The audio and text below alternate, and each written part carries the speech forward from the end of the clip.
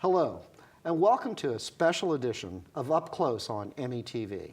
I'm Charles Clapsaddle, station manager for Manatee Educational Television, and it's our great pleasure to have with us today an old friend who's coming here in a kind of a different capacity. So please welcome Dennis Maley, editor of the Bradenton Times. Dennis, how are you? I'm wonderful. Thanks for having me, Charles. I appreciate it. It's our great pleasure to have you here. But you're not here as an editor, you're not here as a journalist, you're not here as a newspaper man, you're here as a published author. And your book, The Long Road Home, is out now in hardback and is available for people to pick up. Is that correct? That is, and it's been a long road to get there, but it's been nice to see it come to fruition. This is really a wonderful thing for you and for this community to have an author in our community of your caliber. But we want to talk a little bit about your work in creating this book and what went into it and you just don't sit down with a pen and paper and just jot the notes down. This is a long process. How long have you been working on this? I would say root to fruit about 6 years. And Wow. We're talking about the whole process writing a novel. You go through several drafts. I mean, it probably takes a good 9 to 12 months in most cases to get a first draft through. Mm-hmm. And then you can only start to really see the problems you have and the things you have to work on. And then, there are time periods where you've got to get away from the book because you can't really see it with fresh eyes. So sometimes it's very beneficial to put it down for 30 days, not see it, pick it back up and start going through, and you start to distinguish that from what is up here in your mind to what's on paper.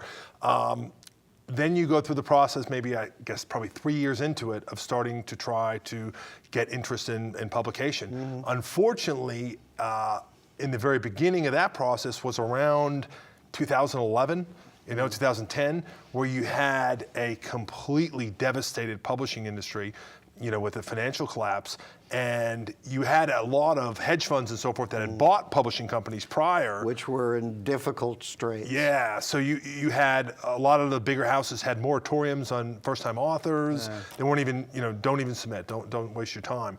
And then the industry as a whole was suffering. So you go through kind of that process, a lot of rejection. There were honestly times when, I said, okay, this might not happen. This might go on a shelf, in a drawer somewhere.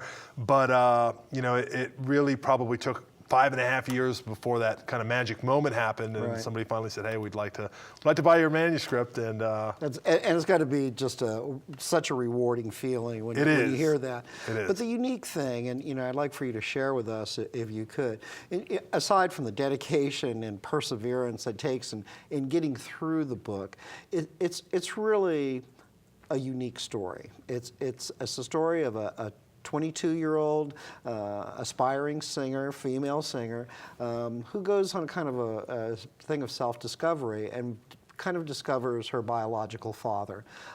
And they kind of do this meeting of the minds, kind of a reawakening, if you would. But it's a great story. It's kind of a coming-of-age story for all ages. And tell us a little bit about the concept of how this unique and tender story came together. Well, I was interested in, I consider my work literary fiction, not really plot-driven. I like to examine a lot of life philosophy through the characters. And I was interested in a couple different things. And one of them was the idea of being 22 years old, and that moment that we have when all of a sudden you graduate college, you're given a piece of paper, and up until that point, you're pretty much forgiven for everything, little is expected of you, and then all of a sudden, things change. you're an adult now. go rent a house, sign a lease, buy a car, get a make job, get a job, start a family, make all these those life things. decisions that just a little while ago we would have found preposterous to entrust you with. That's a scary moment. And then when you amplify it a little bit with this girl's situation, Jenny's situation, that she was raised by a single mother with very little family because her mother's parents had died young. Her mother was an only child. And she finds herself, at the onset of the book, her mother passes away. She finds herself completely and utterly alone in the world. I mean, she makes a comment that there wasn't even a process of calling people for the funeral. And at this moment learns who her father is. And so while she's trying to find herself, she has this ability to look at this part of her life that never existed before. And through that, to maybe discover a little of the things that she hadn't learned through her experience, but maybe were there innately. Well, and the unique thing about this is, and what I think is really appropriate, is that so many people are going through this to some degree. It's that voyage of self-discovery, and finding her father is a unique story because as you said, she's growing up in a single-parent household. She's on her own now, and she's this aspiring singer, which is this added kind of twist to it as well. And she has some talent. Yeah, and in her mother's household, out of kind of necessity, her mom was a social worker, lower income, always kind of struggling, and then you compound that with being a single parent. Her mother kind of raised her in a very almost religiously pragmatic fashion, where everything had to be ABC, careful, backdoor, responsible, realistic, and the whole idea of being a musician in her mother's eyes was kind of like, well, that's nice, but it's not necessarily going to pay the bills. So she encourages her to at least get a music theory degree, become a teacher, something that you could actually earn a living. And when she meets her father, this decidedly bohemian writer who's a bit of a recluse and a little bit of a... outside of her life frame, she grew up in this kind of practical household, and the father's quite the unique character. He's a little bit outside of the mainstream. And at first she finds that almost disturbingly irresponsible. Like how could you, here you are and you're, living in an apartment above your sister's garage and, do you even work? How do you support yourself? And really his response to everything is that he's an artist and that he's doing exactly what he intends to do in that function. And there's a part of her that is so curious about it. She wants to rebel against it because of everything she's taught, but she kind of, the artist in her sees the necessity of this sort of commitment to art as a lifestyle more than an occupation. And through her father and through this journey that they take together, she starts to learn that, hey, maybe not only is that okay, maybe I have more of that in me than I've ever allowed myself to explore. And the other unique thing, and I'd like for you to talk a little bit about this, is there's a reconnection too between father and daughter, and there's that kind of connection that goes back. But I must say, and I want to just take a moment, this is beautifully written. Some of the passages in there are just very heartfelt. And you're telling the story, for the most part, from the point of view of a 22-year-old young woman. And which, for writers, they can take on characters. How difficult was that for you to kind of take on this persona of this young woman? I never thought of it that way until people brought it up. I grew up in a household with 4 sisters, a mother at a time, an so aunt. You know that point of view. The female voice, I have 2 ex-wives.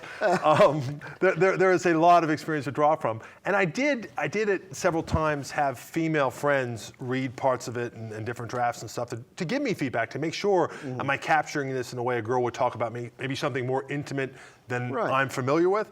But usually the feedback was positive. And I found that part of it easier than I think most people would imagine. Well, and again, having a wonderful character like Jenny, and she goes through a lot. There's a lot of growth and development and issues and things. But giving her that voice is just a unique thing. And we want to hear more about that.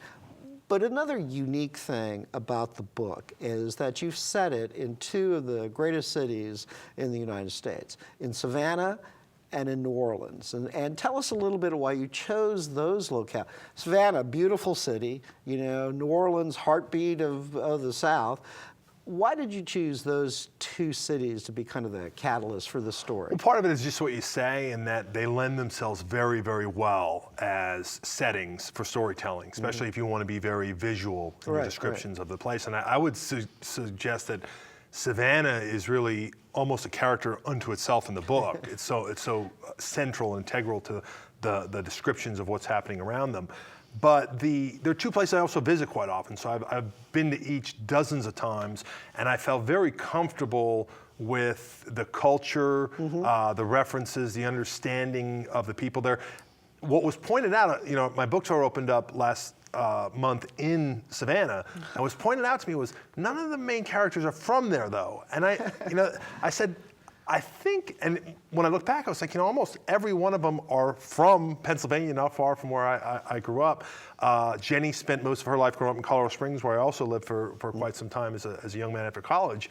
And I think there is a part of it where you can know a culture well enough to write as a setting, but I wouldn't pretend to understand the nuanced characters of a city, especially ones that where, again, the people are every bit as unique as the cultures Very much so. Very much so. So they're all kind of outsiders in those cities. Her father is a Tulane alum going back to speak at homecoming, which is where the arc of the book takes place in New Orleans. So they take this trip from Savannah to New Orleans, and I found it, like I said, very easy to use them as settings, very easy to draw descriptions from them, and kind of add to, a romantic element with the settings themselves. And I think you're right. I think it's almost like, in Savannah, it almost becomes like another character in the thing. It has that kind of feel to it. You get that sense of the drama of the city. And they're all looking, that's another, it's another theme in the book, is that sense of place. And they have these great conversations, and allowed me, I'm kind of between the age of both characters. And it allowed me to kind of have this debate among the ages about a lot of different things related to artistic pursuits. Jenny laments to her father that they're sitting at one point in Café du Monde in the French Quarter, and there's a line around the block, and there's all these tourists snapping pictures and taking selfies of themselves with a cup of cafe au lait and a beignet.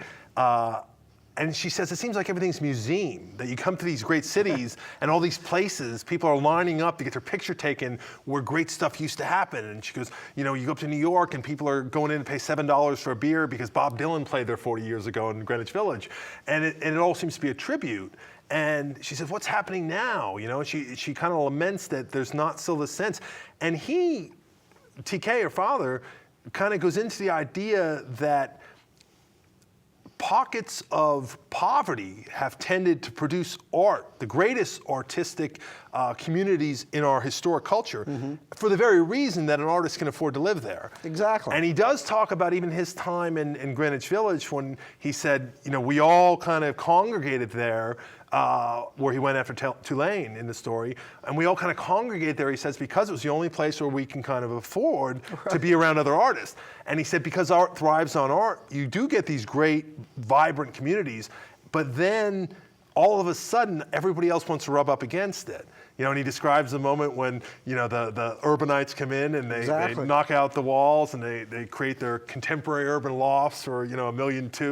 And they don't realize that in this pursuit, they're actually chasing away. He makes an analogy, it's like a 7th grade boy at a dance. He's chasing after a girl, but he doesn't really know what to do when he gets there. And they chase away the very thing that brought them there. And that's what you have, these museums as a result. And, I think, that in the conversation, you create these real vibrant characters, who have an inherent sense of life, I mean, and the father, TK, I mean, is not that likable, all the time. He's kind of a bit bohemian and devil-may-care, but at the same time, he has a really sense of himself and a sense of what he wants to do. And I think what you've created with these two characters is this really wonderful dance of getting to know one another and getting to know what the other one feels. And I think that's that's a critical portion of this book. Yeah, one of the devices that I wanted to use that was very deliberate was the competing narratives. And that's a fascinating part of it. Tell us why you chose to do it that way. Well, so what you have are these little kind of couple page vignettes that are meant to kind of read like those, like a VH1 behind the music, and you can picture the black cheesecloth behind them, and reminiscing about knowing their father, usually a character that's just been introduced in most cases. And what I wanted to really kind of explore was that we're all kind of collectively, at the end of the day, an amalgamation of everyone else's experiences with us. And if you took any of us and went and asked 20 people from different times in their lives what they thought, you would get very different. Sometimes we'd come off looking sympathetic, sometimes not. Sometimes so much, not. Right? And then we all, of course, have our own narrative of our story. How we tell it. We're probably more sensitive to our own character than others might be. And a lot of time it has to do with those people and their experiences, because every interaction is kind of a reflection, in a sense, of how it reflects against what they've known. So what I intended was to really explore the sense of a character through the eyes of other people. And some people don't like him, and they have good reason not to. He'd be the first to say so. Some people adore him, and they have good reasons as well. And I think a lot of people can look at people in their lives close to them, family members, friends, spouses, and see elements of that. And I think that sometimes we idealize characters too much, and we want them to be very black and white, and that's when not, it's not really that's true not life. the fact. Yeah. But the one thing that's unique about the narrative and the way that you use that is going from the first person to these other stories is that you got to get a chance, as you mentioned, to look behind the scenes, to see somebody else's perception on it. And that really adds to the flavor and that tapestry which you've created on this. Now, one of the unique things, and I'd like for you to take a few minutes to talk about this, it's a wonderful story. They're great characters, and it's very vibrant. And, going from Savannah to New Orleans, it's a vibrant story. But one of the things is the process, too. The process that you talk about, taking, it's 6 years here and it's 5 years. But once that book is complete and you have that all in that tapestry and that mosaic that you created, the process still has got a lot to go through. It only begins. It only begins. And finding, that right voice or that right market for that book is a very difficult process. And, I'd like for you to take a couple of minutes to talk about that, because A Long Road Home is a great story. And I think that people will find this to be fascinating with wonderful characters. But just because it's on paper and it's ready to go, it does not mean it's in your bookshop. And tell us a little bit about that process, if you could, Dennis. Well, that's just as difficult, to get through. That's something that that market is evolving, as you know. A couple of years ago, digital readers made their mark. They're still a relatively small part of the total market, but they're growing at such a fast pace that it's changing the way people look at books. Amazon has just upended the entire industry. Exactly. And most people, writers included, don't look at it as a very good thing. Bookstores are dying as a part of our culture. It's very difficult. When you go out, and we did something interesting and deliberate with this, that we were able to find support of a few really good indie bookstores, especially in the cities where the book is set. Excellent. That said we'd be very interested in carrying it, and we deliberately delayed its release to Amazon to give them a head start and say, okay, it's going to be exclusive at that point, because otherwise what you have, the indie bookstore owner will tell you all the time, our biggest challenge is that people will use this as a way to check out the book, go through, finger through it, and then say, okay, I'm going to go home because I've got the Prime and the free delivery, and I'll be here in 2 days. And that's difficult. And then on top of it, Amazon's marking it down considerably from what they can sell it for. Exactly. So it's a changing model, and it raises the question, will we even have physical bookstores, in the near future? I don't know. But when you look into that and you say, and literary fiction is not as increasingly, bookstore shelves are being given more and more space to nonfiction. That's becoming, celebrity nonfiction is a huge part of the book market. And that's a big thing that people have talked about. They're being co-opted, by the influx of political biographies and whatever the case may be. And the literary fiction almost is taking that back seat, a back seat. And then when it does, you already have a certain number of established authors. Exactly. So they have their new book coming out. Then their backlist usually tends to get a little bit more space because people are going to be interested in the other titles. So literary fiction is, I think, paying probably the steepest price of any genre. So at that point, you're expected to help sell the book, to go out and do the book tours, to answer the questions, to shake hands, engage the readers. And I think that's a big part of it too. And we want to talk a little bit about the book tour. But as you've gone through, you're with a publisher now, you're working with an editor, and as a writer, you got to tell us about that involvement with an editor. I think that's a critical component of getting that book published and getting that that finalized. How important was that to you, working with an editor? Oh, without question. You go through, and I probably did close to 12 drafts before it ever got sold. So then at that point, you get assigned an editor, and they basically read through and send you back a pulled apart book, with all these suggested edits and page by page, line by line, suggest either accept it, don't accept it, argue it, debate it, notes on the side. So you go through and you look at this, and at first you're kind of like, how dare they, what do they know? And I think as a columnist, I think it's a little harder for me because I have so much autonomy. So in my position as a journalist, I don't have somebody standing over me all the time. That's true. So at this point in the beginning, I'm almost like, all right, fire her and give me somebody else. Because you do have a little bit of latitude, like to make sure you have chemistry. And then I said, okay, I've got to be a little bit more subjective here, or objective here.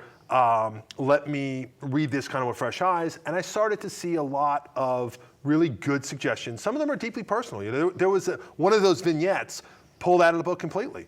And it was my favorite one. And it was a character I really liked. It was this musician that he had known.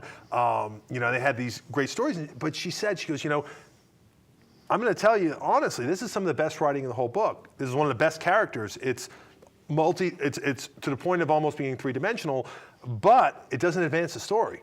And it's not necessary. And that's a cardinal rule in reading is don't put the reader through something that isn't required to get the story. Yeah. And that was hard. But I pulled it out, and then I read the 3 or 4 chapters around it, and I had to say, well, I agree. It reads faster, it reads better, and we get to the important parts. And maybe that takes somebody who might have put it down halfway through and gets through it. So once that trust is there, and once you start to see, okay, they get what I'm trying to get at, because that's your first defense is, well, it's not their kind of book. They don't understand it. Once you get that, okay, they understand, they believe in the book, they think it can be a great book, and they're on the same team as you. They want to say, I worked on this, and it's been successful, and it's they're in your corner. Book, yes. They're in your corner, and a good editor kind of augments it. Without enhances question. It enhances the thing, but there has to be that meeting of the minds. Yes. Without forward. Chemistry, it's not going to work. But I can say, without a doubt, that I had a better book by the time it was done. And it's very lean. Let me put it this way: it's a very lean book. It's a good read as you get through it. There's chapter after chapter where you want to go on. You want to have that kind of sense of urgency, to find out, about Jenny and her dad, where their process, where their journey is going to end. And that's it's very sparse in a way, and that's a good thing. Yeah, the word count, we're at about 82,000, so you're talking longer than The Great Gatsby, but only a fraction of Moby Dick. So an easy book to read. Now, that's been the most consistent feedback, has been how easy to read it is, how navigable. And I think, again, that structure with the multiple narratives makes the book read a lot faster and allows a writer to tell a lot more story with less words. And in digital, we're seeing that. We're seeing that people want to read shorter books because, believe it or not, and we've learned this a lot in digital journalism, is that people's attention span, even though you don't have the cost of paper and print and all these things, people's digital attention span is lower. So there was some deliberate effort to use a lot of economy language and kind of a challenge myself. How much story can I tell without going over 100,000 words? And I think that as people read the book and they find those characters, because that's really what you want to attune yourself with is those wonderful characters that you've created. Now we're kind of winding down a little bit here, Dennis, and I want to give you a couple of other opportunities to talk about. First of all, the book tour is taking you all over Savannah, and you're going to New Orleans. New Orleans next week, yes. And that's going to be great. That's going to be good, having your book set up and talking with people who are interested in it. It's a wonderful opportunity, for you to kind of get out there and talk about it. But I'd like for you to, for 2 different things. One, as you've created this, and this is a journey of love, really, over 6 years and however many iterations that you had to go through. What did you take away from this experience? What was that one thing that you learned from this? I think more than anything else that the best things in life should be hard. You know, there were a lot of other writers that told me, you know, I had a manuscript before this, and most common advice you get from writers, we should all have one on the desk somewhere, because the first one you write's not going to be that good. Everybody does it. You have to shed certain inclinations that seem to be inherent to the process, to be too autobiographical, to be too self-conscious of your voice, to try to cover things you're not secure about with clever writing. So you kind of get through that. But everybody said, you know, when you finally get there, you realize the writing wasn't good enough before. I thought it was, and it doesn't mean it was bad, but it wasn't good enough yet. You realize really that threshold's high, and it's high for a reason.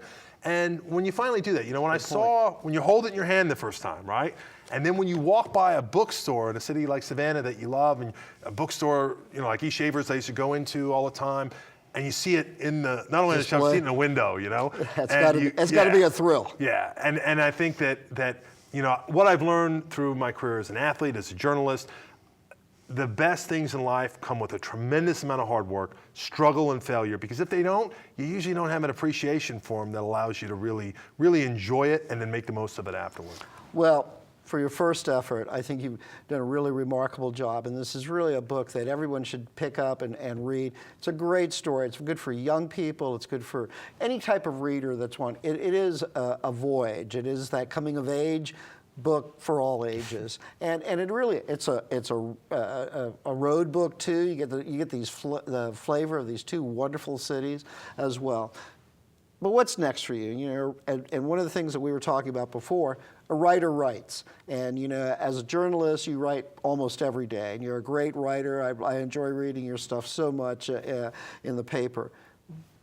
But a writer's always got something here. He's always thinking, what's next? What's that next step for you? I do. I've been working on what I hope to evolve into a series that has more of a local setting. And I would like to take a lot of the great stories and characters that I've gotten from this unique area we live in, and maybe some of the political stuff.